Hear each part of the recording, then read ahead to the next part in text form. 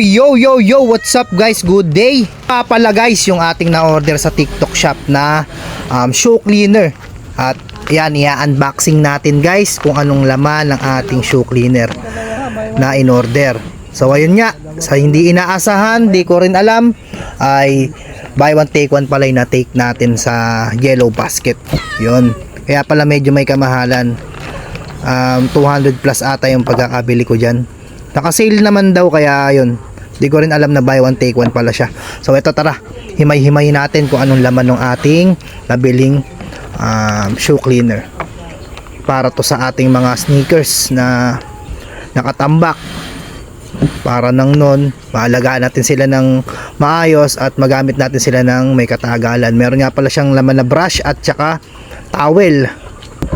Tapos yan, ito yung parang ini-spray na bubbles na ewan, para yun yung pinaka soap niya, parang ganun. So yan, ito test natin dito sa ating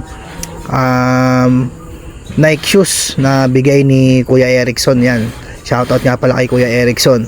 Galing niya ng ibang bansa guys, yung shoes na yan, niregalo sa atin. So ito, tara, apply na natin. Tinanggalan natin ng sintas at ngayon pipisikan na natin siya nung bula-bula para nang nun ay mabrush na natin siya. Kita ko lang to sa mga Facebook, sa YouTube, na ganito yung ginagawa nila at ganito yung ginagamit nila sa mga sneakers nila, especially sa mga Jordan shoes. Yan ang gamit nila guys. Yan, hindi naman natin Jordan, pero ito ay ating shoes na Nike Force Low. Ayan, tamang brush na tayo dyan, pati sa loob. So yan, nakikita nyo guys, sobrang solid guys. Ayan, no, panalo guys, ang ganda. Talagang tanggal yung mga dumi-dumi nya guys. Hindi nyo na kailangan pang basain or ibilad. Tamang punas-punas na lang yan guys. Tapos deden, check nyo, parang bago. Sobrang solid. Tignan mo naman, oh, diba? Parang bago ulit yung shoes natin guys. Sobrang solid yung towel na to guys. Talagang pagpunas mo, ang kintab, ang kinis. Ayan, oh, ganda guys. Kung sa inyo, try nyo na.